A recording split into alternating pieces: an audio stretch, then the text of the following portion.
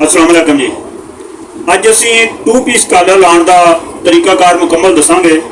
ਜਿਹੜੀਆਂ मेरिया बाजियां भैणां बेटियां मरदाना सूट सीण का शौक रखदियां ने पर टू पीस कालर नहीं लाने आंदा। अज ਇਹਦਾ मुकम्मल तौर पर तरीकाकार ਤੁਹਾਨੂੰ दसांगे कि टू पीस कालर किस तरह बनाईदा, की ਇਹਦਾ तरीकाकार है और इस वीडियो ਨੂੰ ਤੁਸੀਂ गौर ਦੇ ਨਾਲ देखना। हाँ जी, यह बनया बनाया टू पीस कालर बाज़ारों मिल जाता। ਇਹਦੇ ਦੋ ਪੀਸ ਹੁੰਦੇ ਨੇ। ਇਹ ਡਬਲ ਕੱਪੜੇ ਦੇ ਉੱਤੇ ਇਸ ਤਰੀਕੇ ਦੇ ਨਾਲ ਇਸਤਰੀ ਨਾਲ ਚਿਪਕਾ ਲੈਣਾ ਇਹਨੂੰ, ਔਰ ਉਸ ਤੋਂ ਬਾਅਦ ਇਹ ਬੈਨ ਹੈ, ਬੈਨ ਨੂੰ ਵੀ ਕੱਪੜੇ ਦੇ ਉੱਤੇ ਚਿਪਕਾ ਲੈਣਾ। ਸਿੰਗਲ ਕੱਪੜੇ ਚਿਪਕਾਉਣਾ, ਇੱਧਰਲੀ ਸਾਈਡ ਇਹਦੀ ਉੱਤੋਂ ਫੋਲਡ ਕਰ ਦੇਣੀ, ਇਸਤਰੀ ਦੇ ਨਾਲ ਜਮਾ ਲੈਣੀ ਹੈ। ਉਸ ਤੋਂ ਬਾਅਦ ਇਹਦੀਆਂ ਤਿੰਨਾਂ ਸਾਈਡਾਂ ਦੇ ਉੱਤੇ ਤੁਸੀਂ ਸਿਲਾਈਆਂ ਲਾ ਦੇਣਾ। ਚੌਥੀ ਸਾਈਡ ਦੇ ਉੱਤੇ ਸਿਲਾਈ ਨਹੀਂ ਲਾਉਣੀ ਹੈਗੀ, ਇੱਧਰ ਸਿਲਾਈ ਲਾਉਣੀ ਹੈ और इधर सिलाई लानी है। उपरली साइड के उत्ते कट ला देने 3-4 इंची के नाल, ताकि खिच ना पवे कपड़े नूं फोल्ड करन लग्या। ठीक है जी। उस तो बाद अगला काम यह कि तुसी सिलाई लाउण तो बाद हुण तुहानूं सिलाई ला के दिखाई जा रही है, इनू सिलाई लग रही है। यह इहदा तरीकाकार है सिलाई का।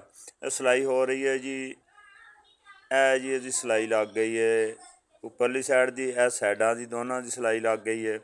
ਹੁਣ ਉਸ ਤੋਂ ਬਾਅਦ ਇਹ ਤੁਸੀਂ ਜਿਹੜਾ ਬੈਨ ਜਮਾਇਆ ਸੀ ਉਦੋਂ ਵੀ ਪੈਰ ਦਾ ਫਰਕ ਛੱਡ ਕੇ ਸਿਲਾਈ ਲਾ ਲੈਣੀ ਹੈ। ਇਹ ਸਿਲਾਈ ਲੱਗ ਰਹੀ ਹੈ ਜੀ ਬੈਨ ਨੂੰ।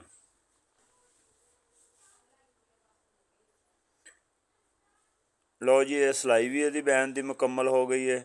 ਉਸ ਤੋਂ ਬਾਅਦ ਤੁਸੀਂ ਕੈਂਚੀ ਦੀ ਮਦਦ ਦੇ ਨਾਲ ਨਾ ਇਹਦੇ ਨਾਲ ਜਿਹੜਾ ਫਾਲਤੂ ਕੱਪੜਾ ਹੈ ਨਾ ਉਹਨੂੰ ਤੁਸੀਂ ਬਿਲਕੁਲ ਸਿਲਾਈ ਦੇ ਨਾਲ ਰੱਖ ਕੇ ਕੱਟ ਦੇਣਾ।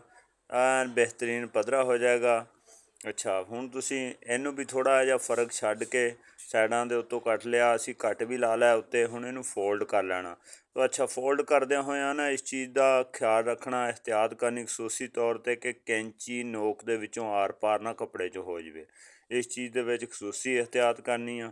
लो जी, साडा कालर तैयार हो गया। हुण उस तो बाद असीं इहदे उत्ते बिल्कुल किनारे सिलाई रख के ना 4 चफेरे इहदे सिलाई घुमा देनी है। असीं सिर्फ कालर के उत्ते बैन नहीं हले अटैच किया नाल।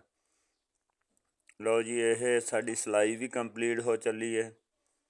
लो जी, साडी कालर नूं सिलाई लग गई है और ये नाल जिहड़ा फालतू कपड़ा सी असीं वो छांट के कढ़ दिता। अच्छा, कढ़न तो बाद हुण असीं ਇਹਦੇ ਨਾਲ बैन अटैच करांगे। सफाई कर लैनी अच्छी तरह बैन दी नाल कैंची दे। फिर उस तो बाद थल्ले तुसीं कालर रखना, उपर ਇਹਦੇ बैन रखना।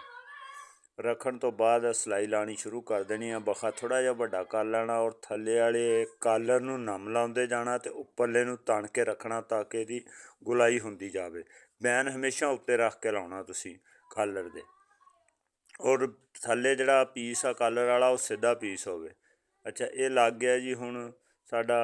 उस तो बाद असीं की करना जी, असीं एक होर फालतू कपड़ा लैना, इहदे थल्ले तीसरा अटैच करना। जिथे अगे सिलाई लगी है उहदे नाल सिलाई लांदे जाना।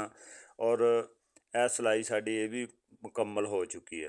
हुण की करना, असीं इहदे नाल जिहड़ा फालतू कपड़ा है वो असीं कट देना, और इहदियां साइडां भी छांट देणियां नाल। 2 सूत्र दा छड्ड के ना वक्फा ते साइडां छांट दित्तियां। कालर नूं असीं उल्टा लिया। हुण कालर साडा तकरीबन तैयार हो गया है। नौं दी मदद दे नाल असीं इहनूं तैह नूं बहा लैना।